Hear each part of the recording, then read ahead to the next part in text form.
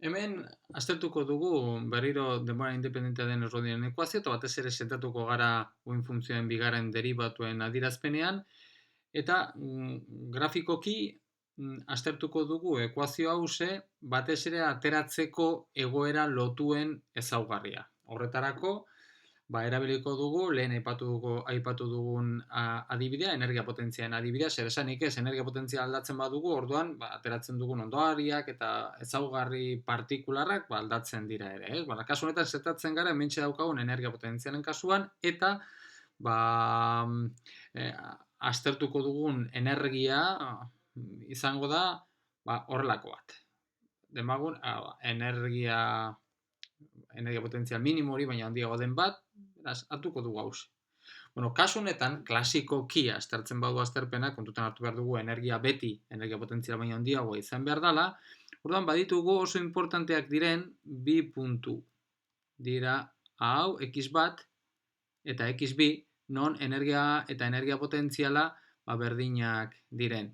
Bi puntu hauetan, abiadura 0 egiten da. Eta klasikoki, partikula bakarrik tarte honetan x bat eta x bin arteko tarte honetan mugitu egin daiteke. Beraz, tarte finito eta mugatu batean mugitzen da, oda klasikoki egoera lotu bat daukagu. Odan ikusiko dugu, ze gertatzen den kuantikoki, ze ondorioak atera ditzakegun dana, kualitatiboki egingo dugu, zer esanik ez, energin balioak ateratzeko eta dana, Schrödingeren ekuazioa aztertu behar dugu kuantitatiboki, bai? Orduan, lehenengo egingo duguna izango da, aztertuko dugu ze gertatzen den konkabitateak duen ikurrarekin. Eta hori izango da hementxe, beste grafika honetan egingo duguna, jarriko dugu halako grafikatxo bat, eta grafika honetan badaukagu puntu importanteak, ez? X bat puntua eta X bi puntua. Puntu hauetan, eta V berdinak direnez, hau 0 dugu, beraz, bigarren deribatua 0 egiten da. Orduan, puntu hauetan, beti, inflexio puntua, uhin funtzioak inflexio puntua izan behar du. Eta puntu horien tarteetan ze gertatzen da. X baten ezkerrean, adibidez, VE baina handiagoa da, beraz, hau positiboa da, eta uhin funtzioaren ikurra positiboa badugu, bigarren deribatua positiboa dugu, orduan izango dugu aurra. Tarte honetan egongo inateken. Eta negatiboa balitz uhin funtzioa, ganbila. X bat eta X biren tartean bagaude, orduan kasu honetan diferentea da. Ze V baina handiagoa da, orduan hau da negatiboa. Orduan, horren ezaugarriak aurretak kontrakoak dira.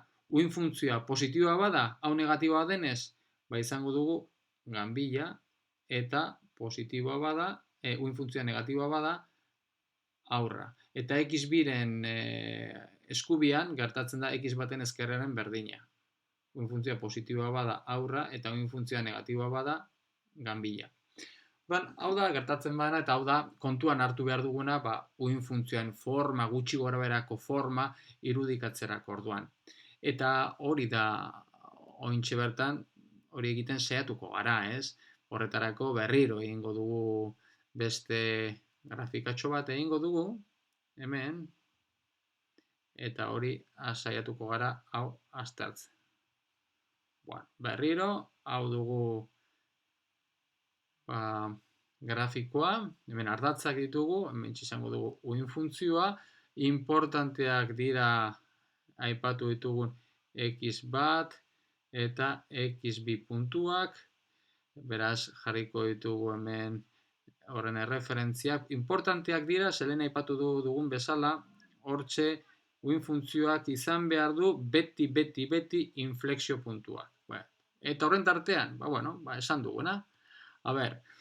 Hauze, Schrödingeren ekuazioa da bigarren orden ekuazio diferentziala, orduan beti izan behar du bi hasierako baldintza uhin funtzioaren balioa puntu batean eta bere lehenengo deribatua izan daitekena. Eta horrek ja zehaztuko luke uhin funtzioa bera. Beraz, demagun hori bera ezagutzen dugula. Hau da, demagun ezagutzen dugula zenbat balio duen, puntu batean, zenbat balio duen, x0 puntu batean, demagun hemen gaudela, zenbat balio duen, hementxe gaudela, funtzioa eta bere deribatua, beraz, horrelako gauza bat dugula. Vale? Eta derrigorrez, pixka bat hobet ikusteko, hemen tarte horretan, uin funtzioa halako ganbia izan behar du, beraz, berantza egin beharko du. Berantza egiterakoan gerta daiteke, ez da derrigorrezkoa, baina gerta daiteke zerotik pasatzea. Eta zerotik pasatzen bada, geratu zait, zerotik pasatzen da bada, hortxe inflexio puntua daukau. Zerotik pasatzen bada, hortxe inflexio puntua daukau. Eta berriro hemen, izango genuken behan aurra, gerta daiteke minimo bat izatea, berantza joatea, eta berriro hementxe, x biti pasatzerakoan, hortxe izango genuken beste inflexio puntua. Eta hortik aurrera, adibidez, negatibo izan da, hemen izan behar da ganbila. Orduan hementxe daukagu posibilitate diferenteak, infinitorantz joaterakoan. Gerta daiteke holan joatea, halako maksimo bat izatea, eta ja hortik aurrera, ja ganbila izan behar duenez, eskapatzea, hori izango litzateke posibilitate bat. Gerta daiteke, ibilbide guztien aurrera ganbila izatea eta infinitorantz joateran zerorantz joatea, hori izango litzateke beste posibilitatea, edo gerta daiteke zerotik zeharkatzea, zeroan berriro uin funtzioa zero egiten bada, orduan hemen uin funtzioa zero egiten bada, derrigorrez hau zero egingo zaigu, beraz inflexio puntu bat izango dugu, beraz inflexio punturen jatorri bi izan ditezke, hau zero izatea, hori da gertatzen dana x bat eta x bin puntuan, edo uin funtzioa zero izatea. Orduan, kasu honetan, hemen irudikatzen ari garen hirugarren kasu horretan, hau zero izango litzateke, beraz bere konkabitatea aldatu egingo litzateke, eta aurra bihurtuz infinitorantz joango litzateke ere. Beraz, hiru posibilitate horiek ditugu. Zein izango dugu? Zeren arabera bat edo bestea izango dugu? Horrek markatzen duena, ze baldin eta ja uin funtzioen balioa eta deribatua markatu ezkero ja emaitza bat bakarra dugu. Orduan, zeren arabera bat edo bestea izango dugu? Bat edo bestea izango dugu, ekuazioa begiratuta, hementxe daukagun energiaren arabera. Energia pixka bat aldatuz, uin funtzioak izango duen forma emaitza aldatuko da. Eta, segun eta zein den energia horren arabera, gerta daiteke hau izatea, edo hau izatea, edo hau izatea. Ze gertatzen da? Gertatzen dena da, ez hau eta bestea, hauek ez dira baliagarriak. Bakarrik baliagarria duguna da horrela portatzen dana. Hau bai dala fisikoki esanguragarria. Beraz, bakarrik baliagarria izango dugu hau energi baterako edo energia batzuetarako. Zenergia baliagarria den baterako, energia baterako olako bat badugu eta energia pixka bat aldatuz, ja ies egingo lukeen emaitza.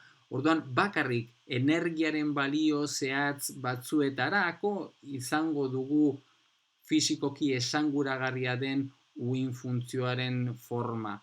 Horrek zein da honek dakarren ondorioa?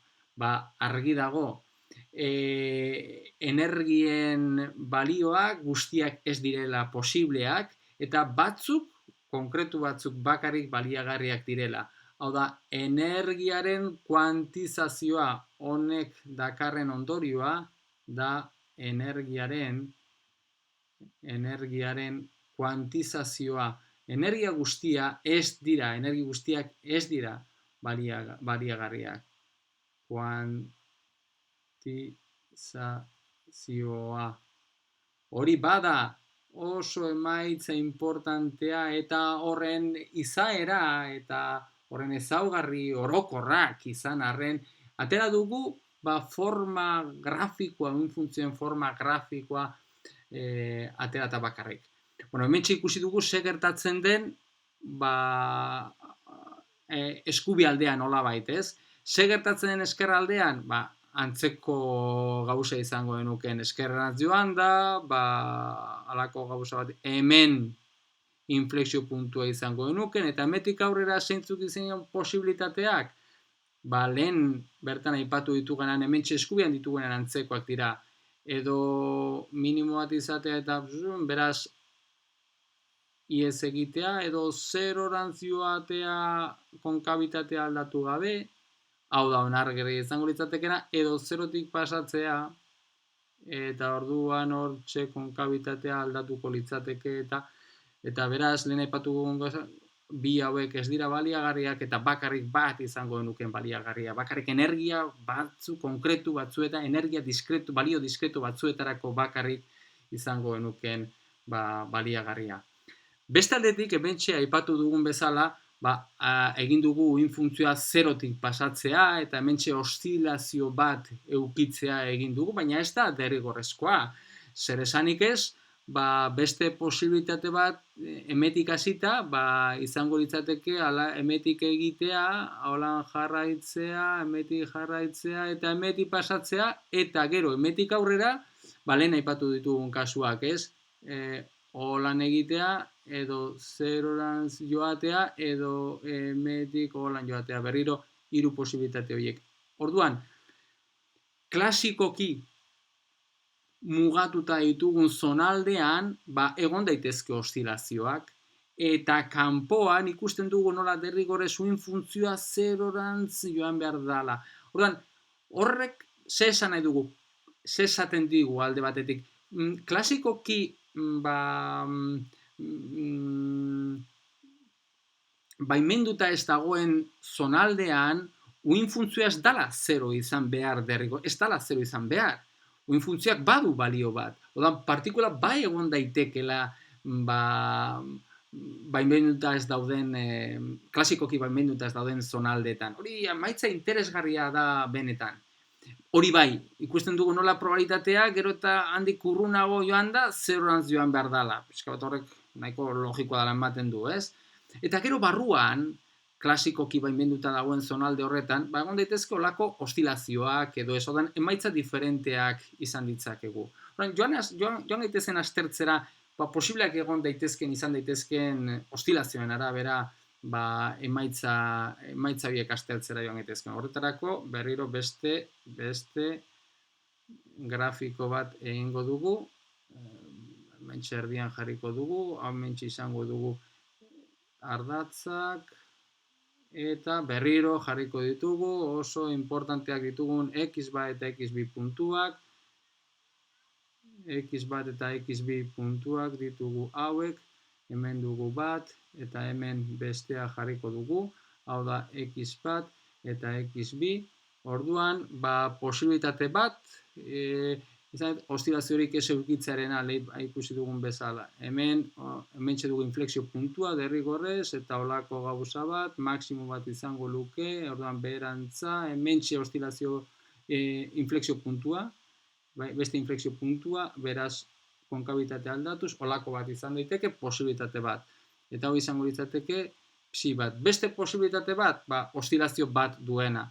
Eta hori olako bat izan daiteke bat emagun, hemetik hasten garela, hemen oszilazioa aldatzen dugula, beherantza joango inateke, hementxe oszilazio barkatu, hementxe inflexio puntu bat dugula, konkabitate aldatzen zaigula, hementxe zerotik pasatzerakoan baita konkabitatea, gauza bat, justu hementxe zerotik, kasualitate zerotik pasatu zaigu, baina ez da derrigorrez zerotik, zeroan zero egin behar den uin funtzioa. Orduan, zero minimo bat izan da, orduan hemen berriro x biti pasatzerakoan inflexio puntua beraz konkabitatea aldatzen zaigu, eta infiniturantz joaterakoan zerorat. Hauek izan daiteke beste posible izan daitekeen uin funtzioa. Zer esanik ez, uin funtzioak harritzaken balioaz ezin dugu ezer esan, ez? Ze hori ja gauza kuantitatiboa dugulako, hemetxe gauza kualitatiboak. Uin funtzioa duen formaz ari gara. Baina ondorio interesante bat atera dezakegu honetatik. Adibidez, hartu dezagun puntu bat. Puntu bat, hau da, bi uin funtzioak berdinak direneko puntu bat hartuko dugu. Adibidez, hartuko dugu beste kolore batekin, berdean. Adibidez, x0 puntu hau. Hartuko dugu puntu hau. Puntu horretan, uin funtzioak berdinak dira.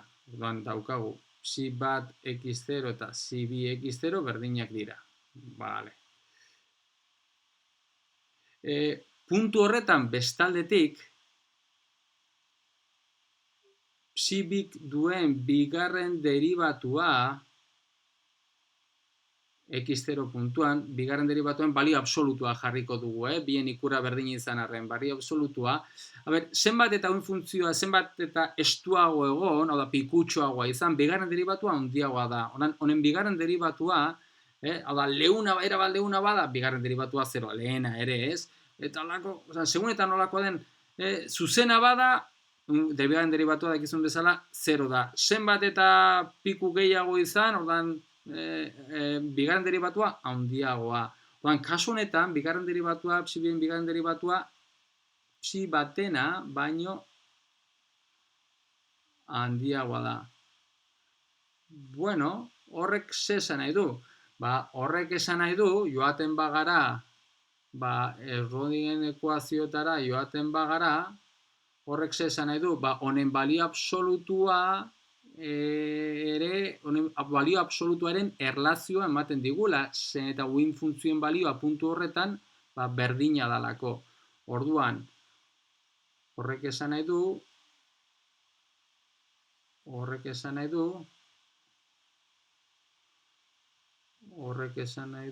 jaten gara honetara, orduan,